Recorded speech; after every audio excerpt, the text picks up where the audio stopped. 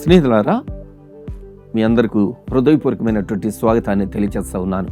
మరోసారి ఇలాగా దేవుని మాటలు మీతో ముచ్చటించడానికి దేవుడు నాకు ఇచ్చిన ఈ శ్రేష్ఠ సమయంలో మీతో కలిసి దేవుని మాటలు కొద్ది నిమిషం ధ్యానం చేసుకుందామా? 43వ అధ్యాయము యెషయా గ్రంథంలో 19వ వచనం గతంలో మనము ధ్యానం చేశాము. అదే మాట తిరిగి మీకు జ్ఞాపకం చేయడానికి ఇష్టపడతా ఉన్నాను. ఇదిగో, నేను ఒక నూతన క్రియ చేయుచున్నాను, ఇప్పుడే అది మొలచును, మీరు దానిని ఆలోచింపరా? నేను అరణ్యంలో త్రోవ కలుగు చేయుచున్నాను, ఎడారిలో నదులు పారజేయుచున్నాను. ఇది దేవుడిస్తున్నటువంటి వాగ్దానం యాకోబు గారికి. ఇదే వాగ్దానం నీకు నాకు కూడా దేవుడు ఇవ్వడానికి, నెరవేర్చడానికి ఆయన సిద్ధంగా ఉన్నారు.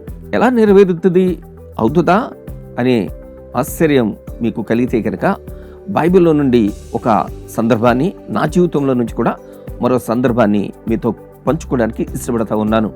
ముందుగా నా జీవితంలో 2003వ సంవత్సరంలో అతి దీనమైన పరిస్థితి, కడు పేద పరిస్థితి. మీకు అర్థమవడానికి చెప్పాలి అంటే కనుక ₹2.50 లేని పరిస్థితి. ₹2.50 అని నేను మెన్షన్ చేయడానికి గల కారణం ఏంటి అంటే, ఆ దినాల్లో నా చిన్న కుమార్తె 2 years కంప్లీట్ అయింది.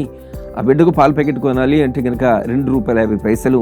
ఆ పాల ప్యాకెట్ కూడా కొనడానికి లేని పరిస్థితిలో దేవుని పరిశుద్ధమైన పాదముల యొద్ద ప్రార్థిస్తే ఈరోజు అత్యున్నతమైన స్థితిలో దేవుడు నన్నును, నా కుటుంబాన్ని, నా బిడ్డలను ఉంచారు అని చెప్పడానికి నేను ఎంతో సంతోషిస్తా ఉన్నాను. ఇదంతా ఆయన కనికరము, కృప మాత్రమే. పరిశుద్ధ బైబిల్ గ్రంథంలో ఒక మాటను మీకు జ్ఞాపకం చేయనా?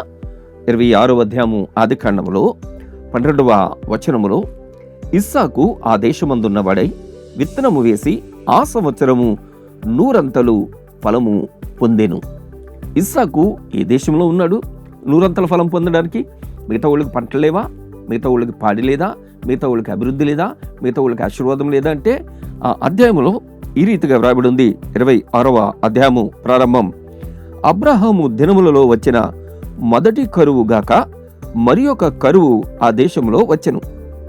అప్పుడు ఇస్సాకు గెరారులోనున్న ఫిలిస్తీయుల రాజైన అబీమెలెకు నొద్దకు వెళ్ళెను. దేవునికి శ్రేష్ఠులైన వారలారా, ఆ దేశంలోనే కరువు వచ్చింది. రాజుగారి దగ్గరికి కంప్లైంట్ చేయడానికి ఇస్సాకు గారు వెళుతున్నట్లుగా ఈ వచనం మనకు చెబుతా ఉంది. ఈ ఉదయకాల సమయంలో దేశానికి కరువు వచ్చింది అని ప్రారంభింపబడినటువంటి ఆ అధ్యాయంలో మొదటి వచనం మనం చూచాము. 12వ వచనం దగ్గరికి వచ్చేసరికి ఇస్సాకు ఆ దేశమందున్నవాడై విత్తనము వేసి 100 ఫలము పొందాడు అనేటటువంటి మాట. ఈరోజు నేను లేమిలో విత్తనం వేయడం జరిగింది. ఎలాంటి విత్తనం వేశాను? విశ్వాసం అనేటటువంటి విత్తనం, నా బిడ్డలను మోకరింపు చేయడం అనేటటువంటి విత్తనం, కుటుంబ ఆరాధన అనేటువంటి విత్తనం, ప్రార్థన అనేటటువంటి విత్తనం, వాక్య ధ్యానం అనేటటువంటి విత్తనం, దేవుని యందు భయభక్తులు కలిగి ఉండడం అనేటటువంటి విత్తనం. ఈ విత్తనాలు వేసి మేము 100 ఫలం. ఈరోజు నేను ప్రభువులో అతిశయించి చెప్తున్నటువంటి మాట ఏంటి అంటే కనుక, అతిలేమిలో నుండి ఉన్నతమైన, అత్యున్నతమైన పరిస్థితి. నాకున్న లేమి చెప్పాను కదా, ఈరోజు అనేకులను ప్రోత్సహించడానికి, పోషించడానికి దేవుడు మమ్మల్ని బలపరిచి నిలిపి నడిపిస్తూ ఉన్నారు.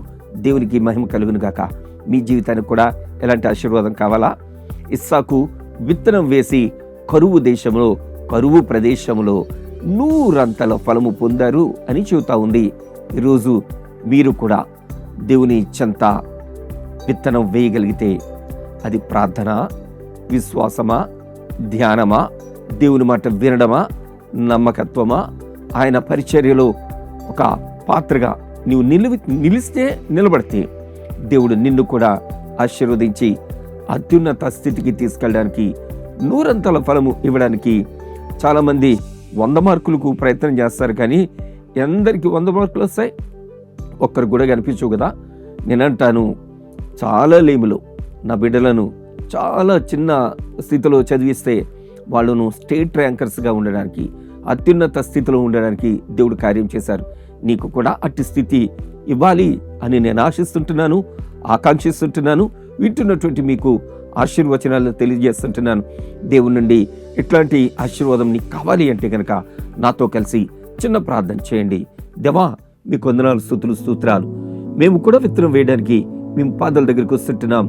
ఇస్సాకు విత్తనం వేస్తే 100 ఫలం మీరు కలుగచేశారు అని వాక్యం అంటా ఉంది. మీరు మీ దగ్గర విత్తనం వేస్తే అరణ్యంలో త్రోవను, ఎడారిలో నదులను కలుగుచే దేవుడుగా మీరు మాతో మాట్లాడారు గనుక మా జీవితాల్లో కూడా ఉన్నటువంటి ప్రతి సమస్య నుంచి విడుదల, విముక్తి అనుగ్రహించి శాంతి సమాధానంతో ఆరోగ్యాశతో నింపి బలపరిచి నడిపిస్తారని యేసు దివ్యనామంలో ప్రార్థిస్తున్నాము తండ్రి. ఆమేన్, ఆమేన్. God bless you, God bless you all.